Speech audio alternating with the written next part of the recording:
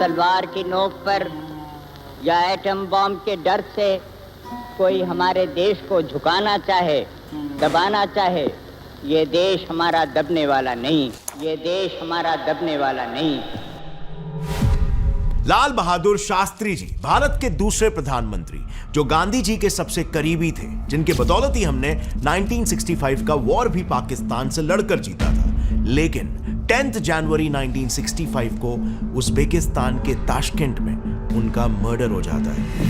इनके मर्डर के पीछे 3 कल्प्रिट्स पर शक जाता है। सबसे पहले Indian politicians, specially major blame उठा इंदिरा गांधी जी पर, फिर दूसरा ब्लेम जाता है अमेरिका के CIA पर, और तीसरा वेरी सरप्राइजिंगली हमारे क्लोजेस्ट एलाय रशिया पर। एक बात हमसे छुपाई गई। देखो, जब शास्त्री जी ताशकेंट गए थे तब पूरा भारत 2 बहुत ही बड़े जंग से उभर रहा था। 1962 इंडो चाइना वॉर और फिर इसके 3 साल बाद हुआ 1965 का इंडो पाकिस्तान वॉर। लेकिन 10 जनवरी 1965 की रात 1 बजे शास्त्री जी ने अपने घर पर कॉल करके आश्वासन दिया था कि चिंता मत करो, बहुत ही जल्द एक वो ऐसी खबर सुनाने वाले हैं जिसे सुनकर पूरा देश खुशी से झूम उठेगा। लेकिन इस बात के होते ही केवल 18 मिनट के अंदर ही उनका मर्डर हो जाता है। क्या ये कोई इत्तेफाक था? आखिर वो ऐसी कौन सी खबर थी जो शास्त्री जी के लिए इतनी इंपॉर्टेंट थी कि वो पूरे देश में उसे अनाउंस करने वाले थे? क्योंकि क्लियरली कोई तो ये नहीं चाहता था कि ये खबर हम इंडियंस तक पहुंचे। एक्चुअली मेरा फ्रेंड्स, जब हमने इस मुद्दे पर रिसर्च किया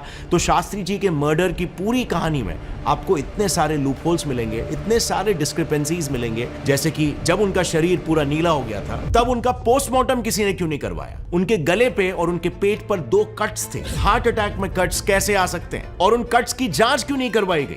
उनके मर्डर में जो लोग अरेस्ट किए गए उनके साथ क्या हुआ? और शास्त्री जी के साथ जो इंडियन डेलीगेट्स गए थे उनके साथ भी कोई डिटेल्ड इन्वेस्टिगेशन नहीं करवाई गई। ऐसे काफी सारे सवाल खड़े होते हैं जिनमें से कुछ तो अभी तक एक मिस्ट्री ही है। लेकिन फॉर्चुनेटली कुछ सवालों के जवाब हमें मिल चुके हैं, जो समझने के लिए हमें शास्त्री जी के आखिरी के 24 घंटों को काफी बारीकी से ऑब्जर्व करना होगा। लेकिन उस पर जाने से पहले एक बहुत ही बड़ी बात हमसे छुपाई गई। शास्त्री जी एक बक्से में एक नोट छोड़कर गए थे जिसमें उन्होंने खुद ये बताया था कि उनकी हत्या कैसे हुई। आखिर उस नोट में ऐसा क्या लिखा हुआ था और क्यों उस नोट को पब्लिक डोमेन में रिलीज नहीं किया गया? इस पार्ट को एकदम ध्यान से सुनना, बिकॉज इसमें बहुत सारे सुराग छुपे हुए हैं। और फिर मैं आपसे भी पूछना चाहूंगा कि आपने कितने सुराग नोटिस किए, आपको पर्सनली कितनी चीजें एबनॉर्मल लगी। लेकिन पूरी कहानी शुरू करने से पहले एक डिस्क्लेमर, आज मैं जो भी इंफॉर्मेशन आपके सामने रखने वाला हूं उसे ध्यान से सुनना और पूरी कहानी को समझने के बाद ही एक डिसीजन पर आना, क्योंकि पहले तो ये इंफॉर्मेशन काफी ज्यादा सीक्रेटिव है, ये काफी रिस्की है। लेकिन हमारा ये वीडियो बनाने का मकसद किसी पर आरोप लगाना नहीं है, क्योंकि वो तो जुडिशरी का काम है। हम तो सिर्फ आपके सामने फैक्ट्स रखना चाहते हैं ताकि इंडिया के हिस्ट्री के इस फॉरगॉटन PM और उनके मिस्ट्री पर फिर से बात होना शुरू हो, क्योंकि इस मर्डर मिस्ट्री पर आपको काफी सारे कॉन्स्पिरेसी थियरीज मिल जाएंगे। लेकिन आज हम वो सब डिस्कस नहीं करेंगे। इनफैक्ट उन कॉन्स्पिरेसी थियरीज को हम क्लियर करेंगे और ऑथेंटिक सोर्सेस विथ एविडेंसेस इस मामले के बारे में क्या बोलते हैं और उनसे डिराइव्ड लॉजिकल कनेक्शंस क्या कंक्लूजन निकाल के आते हैं, हम इसी पे बात करेंगे। जिसके लिए हमने इन चारों बुक्स को डिटेल में स्टडी करके उनमें से डेटा और फैक्ट्स निकाले। पहली रिनाउंड ऑथर अनुज धार की book your PM is dead, दूसरी CIA operations director Robert Crowley के इंटरव्यू पर based conversations with the crow, तीसरी रिनाउंड जर्नलिस्ट कुलदीप नायर की ऑटोबायोग्राफी बियॉन्ड द लाइंस, और चौथी रिनाउंड ऑथर और डायरेक्टर विवेक अग्निहोत्री की बुक हु किल्ड शास्त्री। आज हम इन सारे बुक्स के डेटा और फैक्ट्स को समझकर अपना खुद का एक लॉजिकल कंक्लूजन देंगे कि हमारे हिसाब से मोस्ट सर्टेनली शास्त्री जी के मर्डर के पीछे किसका हाथ है। और इसीलिए काफी इंपॉर्टेंट है कि आप वीडियो को पूरा एंड तक देखें ताकि आपको भी पता चल सके कि हमारे PM के मर्डर के पीछे किसका हाथ था और उसके पीछे कारण क्या था। So let's get right into it. So 1965 Indo Pakistan war में पाकिस्तान की हार के बाद USSR ने मीडिएशन करके इंडिया और पाकिस्तान के बीच एक सीज फायर एग्रीमेंट यानी कि पीस एग्रीमेंट साइन करने के लिए उन्हें ताशकेंट बुलाया। इसी पीस एग्रीमेंट को साइन करने के लिए इंडिया के PM लाल बहादुर शास्त्री जी और पाकिस्तान के military dictator general Ayub Khan Tashkent गए थे। 10 जनवरी 1966 को यह एग्रीमेंट साइन भी हुआ, लेकिन उसी रात शास्त्री जी की डेथ भी हो जाती है। अब बिल्कुल ध्यान देना, आगे के पूरे 24 घंटे के टाइमलाइन में ही उनकी मौत का राज छुपा हुआ है। 10 जनवरी 1966 के शाम 4 बजे इंडिया और पाकिस्तान ने पूरे वर्ल्ड की मीडिया के सामने ताशकेंट एग्रीमेंट साइन कर लिया। अब इस एग्रीमेंट के साइन होने की खुशी में रशिया ने एक पार्टी अरेंज की जो रात 8 बजे से शुरू हो गई थी। अब इस पूरे पार्टी में शास्त्री जी एकदम फिट थे। इनफैक्ट उस वक्त के foreign secretary CS Jha ji ने तो ये तक बताया कि शास्त्री जी अयूब खान के साथ काफी देर तक बातें भी कर रहे थे। और फिर उसी पार्टी में 1 घंटा बिताने के बाद शास्त्री जी और उनके साथ इंडिया के फॉरेन मिनिस्टर स्वरण सिंह और डिफेंस मिनिस्टर YB चौहान भी रात के 9 बजे के आसपास पार्टी से डचा यानी उनके रेजिडेंस के लिए निकल गए। और फिर लगभग कुछ 10 बजे शास्त्री जी अपने डचा पहुंच गए, बट इंडियन डेलीगेशन को उनसे थोड़ी दूर पर एक होटल इन टूरिस्ट में ठहराया गया था।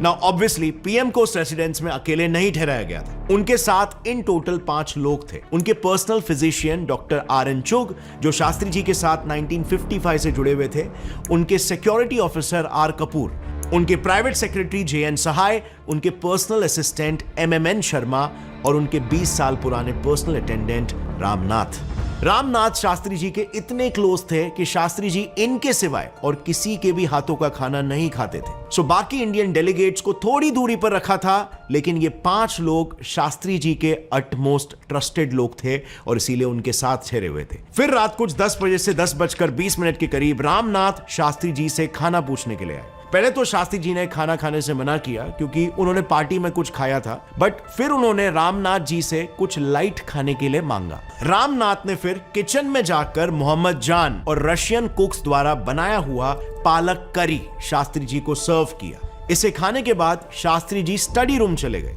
जहां पर उनके प्राइवेट सेक्रेटरी JN सहाय उनको मिलने आए। सहाय उनसे बेसिकली अगले दिन के स्केड्यूल को डिस्कस करने आए थे, क्योंकि अगले दिन पीएम और उनका पूरा इंडियन डेलीगेशन काबुल होकर इंडिया वापस जाने वाला था। यह डिस्कशन फिर चल ही रहा था कि शास्त्री जी के रूम में मौजूद 3 फोन में से एक टेलीफोन पर इंडिया के PMO से कॉल आया। कॉल पर PMO के एक और प्राइवेट सेक्रेटरी VS वेंकटरमन जी थे, जिन्होंने PM से यह पूछने के लिए कॉल किया था कि वो इंडिया में उनके स्वागत के लिए कोई स्पेशल अरेंजमेंट्स चाहते हैं क्या, जिस पर ऑब्वियसली PM ने जवाब दिया कि आप अपने हिसाब से अरेंजमेंट्स कर लो।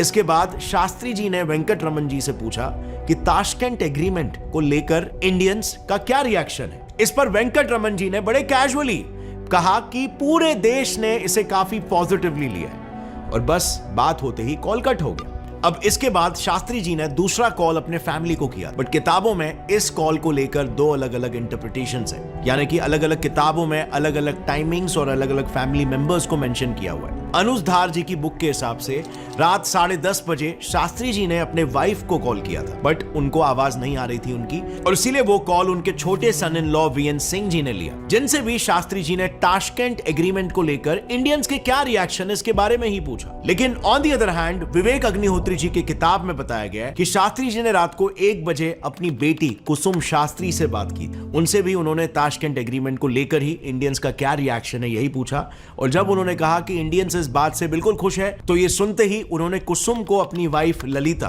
को कॉल देने के लिए बोला। अब अपनी वाइफ से बात करते वक्त शास्त्री जी ने एक बहुत ही इंपॉर्टेंट बात कही। उन्होंने बताया कि वो जल्द ही इंडियंस को एक ऐसी खबर सुनाने वाले हैं जिसे सुन के पूरा देश खुश हो जाएगा, लेकिन उनके आने तक वो इस बात को बिल्कुल सीक्रेट बनाए रखें। जब मैं हिंदुस्तान की धरती पर पैर रखूंगा तो लोगों से अपने मन की बात कहूंगा, तो उसे सुनकर लोग बहुत खुश होंगे।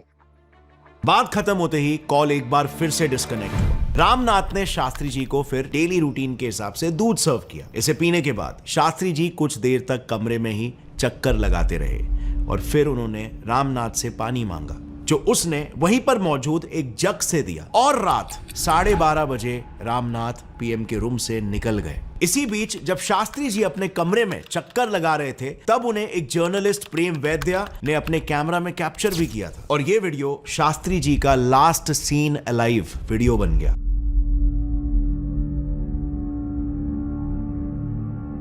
ऑलमोस्ट रात के 1:20 बज रहे थे कि शास्त्री जी के प्राइवेट सेक्रेटरी सहाय जी के रूम के दरवाजे पर कोई जोर जोर से नॉक करने लगता है। जब उन्होंने दरवाजा ओपन किया, तब उनके सामने PM शास्त्री जी थे। शास्त्री जी बहुत ही सिवियर पेन में थे, और वो डॉक्टर को बुलाने के लिए चिल्ला रहे थे और काफी स्ट्रेंजली वो बार बार जग की तरफ इशारा कर रहे थे। तब डॉक्टर चोक तुरंत वहां पर आए, उन्होंने पीएम को ट्रीट करना शुरू किया, बट अनफॉर्चुनेटली 1:32 को डॉक्टर ने उन्हें डेड डिक्लेयर कर दिया।